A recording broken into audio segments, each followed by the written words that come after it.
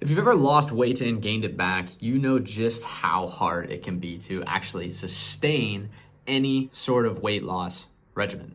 In fact, 95% of people who lose weight using some sort of diet or trend gain it back within 3 years, which is just ridiculous and probably part of the reason that 75% of our country is currently overweight or obese. So in this little workshop that I do every single month with our free group and guys on our newsletter, and some of our clients attend as well, I'm just covering the 3 components of sustainable weight loss. That way you guys know how to actually get the weight off and then keep it off long term. So if that's something that you've ever struggled with, this video is for you. I'm going to go through, do a slideshow, get to the end and have Q&A. I don't actually have the Q&A in this recording, as that's something that we just upload into our actual group. So if you're interested in becoming a part of that, I'll make sure I link it below in the description. Other than that, hope you enjoy the video. If you do all the YouTube stuff, like, comment, subscribe, and hopefully I'll see you in the next one. Perfect. So really today, you guys, what I wanted to cover is kind of like these 3 components of sustainable weight loss. And it's not necessarily like tactical, hey, you need to, get in a calorie deficit, you need to eat high protein, you need to resistance train. It's more like psychologically, and then also what's going on around you, right? So it's more like the actual conceptual, these are the big kind of pillars that you have to be able to be set up for success. It's not really the tactical, it's more conceptual. Okay. So just diving into this, an introduction is obviously 75% of the population is overweight, right? And 95% of people who diet gain the weight back that they lost within 3 years, which is a crazy statistic. And the reason this is happening is largely due to these kind of 3 big components from a conceptual perspective that we need to dive into. Okay. So we'll cover these 3 factors. And if we have these in order, it obviously sets you up to be able to not only lose the weight, but do it sustainably. So the first kind of big pillar that you guys can write down is the idea of motivation. And those of you guys that maybe talked to me before joining DK, since the majority of you here are obvious clients, some of you guys watching the recordings, this may be new to you, or if you end up talking to myself or Gabe about potentially joining, if you end up on my calendar, this is kind of the conversation we get into, is these big 3 pillars of, hey, one being motivation, right? And actually understanding what that is. So I have a little saying that I use internally. I haven't actually shared this with clients yet, but I have the saying that's like, in the micro, you need macro, and in the macro, you need micro. Right. So what I mean by this is, in the micro, in the short term, in the day to day, you're definitely not always going to feel like it. Right?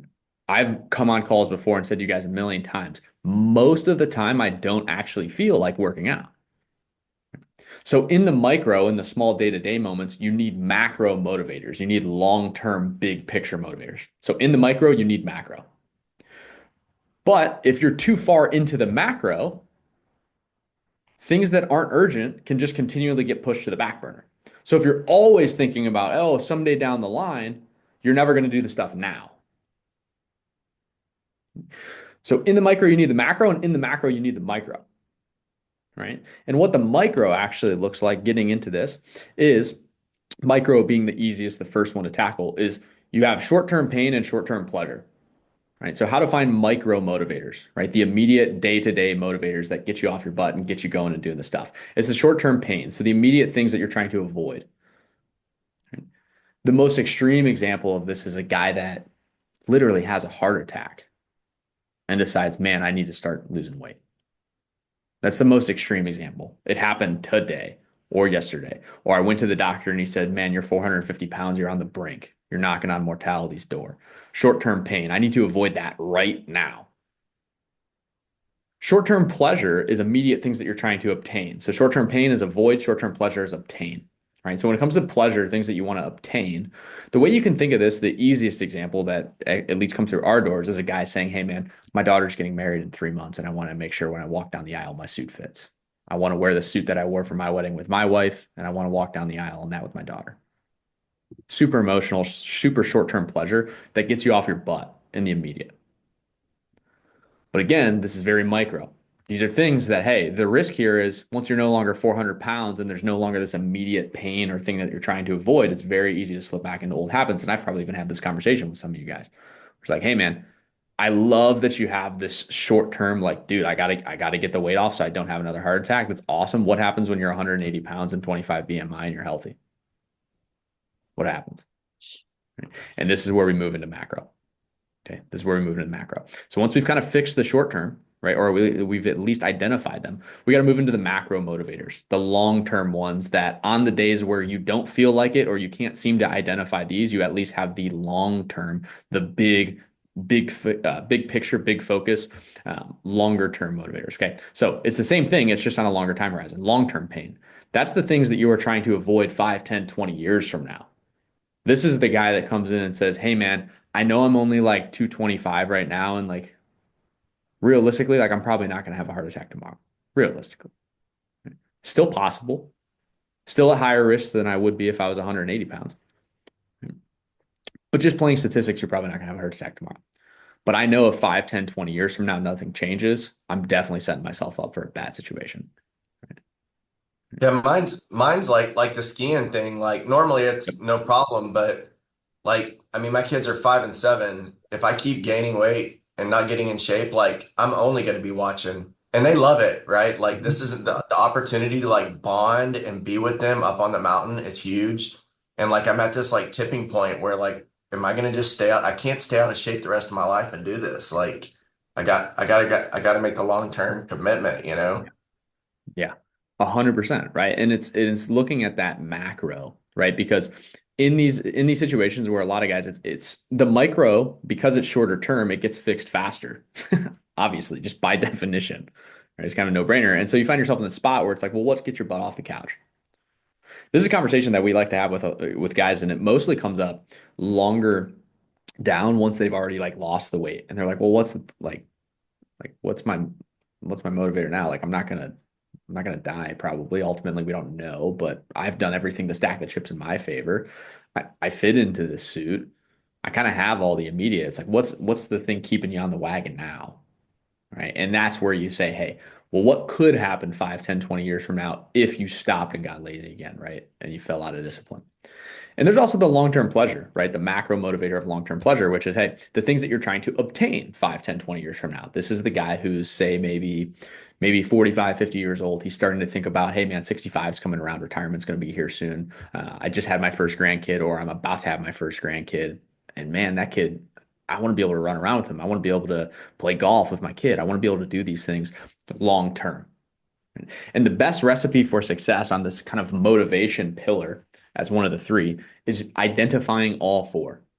Right. And it's literally worth, if you're watching this right now, and if you're somebody that's already working with us, this is something that you've probably already maybe considered, and it's probably part of the reason that you're here. But even you guys, right, which everybody that I see on my screen right now already is working with us, right? It's worth like running back through this every so often, being like, what is the purpose behind what I'm doing here? Right. Because man, you guys know, and I know because I go through it and I'm a coach, right? Statistically, I like this way more than all of you guys.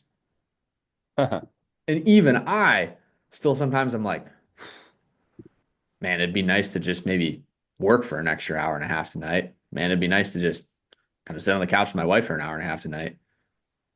Even I fall into that sometimes, right? Or at least thinking that way.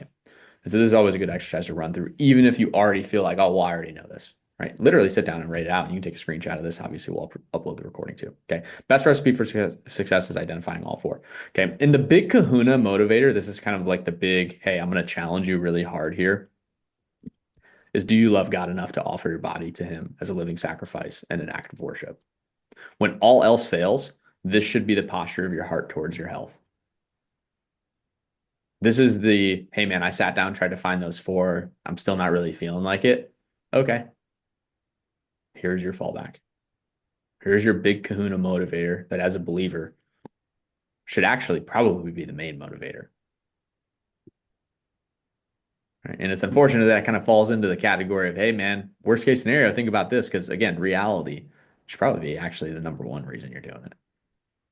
Okay. So Real quick, if you're a Christian entrepreneur that is looking to lose anywhere from 10 to 50 pounds over the course of the next 12 weeks, all you need to do is go to the link in the description below to book a free fat loss assessment with myself or somebody else on our team. And of course, if you want more information about who we are and what we do, and to see some of the 700 plus men that we have worked with results, all you gotta do is go to defaultkings.com, which of course I'll put in the description below. Other than that, hope you're enjoying the workshop. Keep crushing it.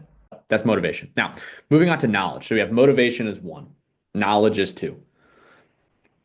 And with knowledge, we have to have like a redefinition of success, redefining what successful weight loss is. And the kind of questions that you ask yourself are, have I ever lost weight before? If I did, how long was it maintained? It already kind of implied that it probably came back, which again, if you're working with us, it probably did. Or if you're watching this, taking the time to watch a recording, it probably has come back. The third question is, was your intention to lose it and gain it back? How many of you guys have talked to me and I said, hey man, the goal here is obviously, yes, lose, let's say 10% of your body weight in 12 weeks, but let's do it in a way where you don't just lose it, you actually keep it off long term. Because man, if you come through this and you lose the weight and 3 years later, even you gain the weight back, what was the point even working with us, man? What was the point? It was just another thing you did. The final question is that your intention this time, right? And obviously, this is somewhat of a rhetorical question because I don't really think anybody's intention is to ever lose weight and gain it back. Right? And so I'd imagine it's also not your intention this time. And if it's not, we have to continue to redefine this definition of success. Okay. If your previous efforts were not sustained, were they actually successful? Right? This is the classic case of when I talk to somebody, they're like, man, I did keto and it really worked. Oh, really? Tell me more. Oh, I lost, 10, 15, 20 pounds, but then I kind of fell off the wagon and gained it back. Oh, well, your current definition says that means it worked. What we have to do is move that definition to, no, that didn't work because that wasn't the point. Unless your goal was actually to just lose 15, 20 pounds and then put it back on, then it did not work. It was not successful. Right? Now, if I was talking to one of you guys and you were cutting because you had a wrestling tournament and you did keto for 3 weeks because you had to drop 15 pounds in 2.5 weeks, which is like I've had to have fighters do that before. Well, then, yeah, it was successful because you were actually intending to cut weight and put it back on. But everybody here, as far as I know, has no aspirations of, cutting weight for some sort of combat sports tournament or like some bodybuilding show or anything like that, as far as I know. Right? We're looking to actually get it off, keep it off long term. So if your previous efforts were not sustained, were they actually successful? And the answer is no, it has to be. And the final kind of reminder with knowledge is like your current strategy has been perfect for producing your current results. And when any time that you're seeking counsel, and Cam, you're in a little bit of ministry, I believe Cam is as well. And it's like you've probably seen this in all kinds of domains of life, not just in health and fitness. It's like when you're seeking counsel, there's an element of surrender that has to occur. Of course, you need to use discernment. Don't just surrender to anybody because they claim to be an authority. But if there's evidence that they've helped people do the same thing that you're trying to do, and there's evidence of competency, and there's an element of trust there, you have to have an element of surrender. You have to have an element of, hey, you know what? I'm only even here and talking to this guy because of everything I've done before, leading me to the point where I needed their help. And now I'm here. Am I going to actually surrender to this advice? Am I going to surrender to this leadership and this counsel? Right? And there has to be that element of it. And of course, there's going to be fear behind it, right? Of course there is. There probably should be. Because what you've been doing has been comfortable and it's what you know. And of course, if you go to try to change it, it's going to be uncomfortable, right? But there has to be an element of surrender. And here's worst case scenario. Let's say you surrender and it doesn't work. You're just going to end up right back where you were when you started. And you've been there before. So worst case scenario is you end up right back here. That's worst case scenario. Okay. So moving on to the last one, accountability. Who holds you to it, right? There's limitations on informal support. Right? And you can apply this to a spouse. You can apply this to friends and family. You can apply this to even like a group setting if we're getting like very fitness specific, but really, again, it applies to any domain. Right? When it comes to a wife, right? She wants you to lead even if she's more fit and knowledgeable than you. And when I say lead, I just mean the intention, the posture of the heart behind it. It's the posture of the heart behind it. You do not have to be an expert. There's so many guys that come in here that have 100 pounds to lose, and their wife is this, perfectly fit, beautiful woman that has a nutrition degree. Even in that scenario, the leadership is just the intention of saying, hey, baby, I'm going to do this. It's just even the intention. Right? Friends and family. Right? I'm a big proponent of not offloading responsibility of your own poor behavior to a loved one and saying, hey, man, it's on you to make sure that I do this thing. Now, if you want to have accountability and have a conversation and say, hey, dude, I'm really struggling with this and I just want somebody to lean on, that's totally different. But if you go to that person and say, hey, man, I'm really struggling on this thing, I need you to hold me accountable to it because if you don't, I'm going to fall. That's offloading responsibility of your poor behavior. If you say, I'm struggling, I need help, I want somebody to lean on, that's one thing. But man, if you're kicking it to them because you went and you ate out, man, don't offload that responsibility to a loved one. Right? Groups. These are useful if led by a professional. Right? But without one, it's very easy for this to turn into a negative feedback loop of people somewhat validating each other's excuses. Right? How many times have you been in some sort of group setting where it's just kind of a conglomerate, and after a while, it kind of just turns into a guy coming in, man, this is what I did this weekend. And another guy, oh, this, yeah, I kind of messed up too, and I did that. And then it's a fourth guy, oh, I missed that. And then we're all laughing about our negative behavior. We're all validating the negative behavior. So in a group setting, my rule of thumb is have some sort of professional leadership in that group setting, right? If it's just a bunch of people that are struggling with the same thing, and there's no leader in there to say, hey guys, this is the right way to do it. There's no counsel. There's no person walking the path or having walked the path or having helped others walk the path. And it's just a bunch of people that don't know what they're doing, trying to figure it out together. That's probably going to go the way that you would think it would go. It's the blind leading the blind, classic example, right? So we have to be careful, okay? So obviously our recommendation is always having some sort of professional support, right? Some sort of one-to-one or personalized component, right? And my very strong recommendation is, especially in this industry, just be careful, right? Just be careful, right? Because I'll tell you guys straight away, and you've heard me say it on a call. I think, Greg, you were on the call last week, Jacob too, where I talked about this idea of like, guys, the answer that I have to put on a CPT certification is the wrong answer in some cases. It's the wrong answer. Now, you do it to get the certification, you do it to pass the test. But if I hadn't gone and practiced with real people, I would never know. I'd be blind, right? So we have to be very careful about when it comes to, hey, sourcing professional accountability, what is the track record? Again, verified, proven results of helping people like you do exactly what you want to do, right? Even if they've produced amazing results, if it's not the results that you want, it's probably going to be tough. If you're not looking to become a bodybuilder and you go and find somebody that's helped people become competitive bodybuilders and go on to have professional bodybuilding careers, that's not what you're aspiring to do. They might know a ton of stuff, but is it what you're trying to do? And that's somewhat your litmus test. Okay.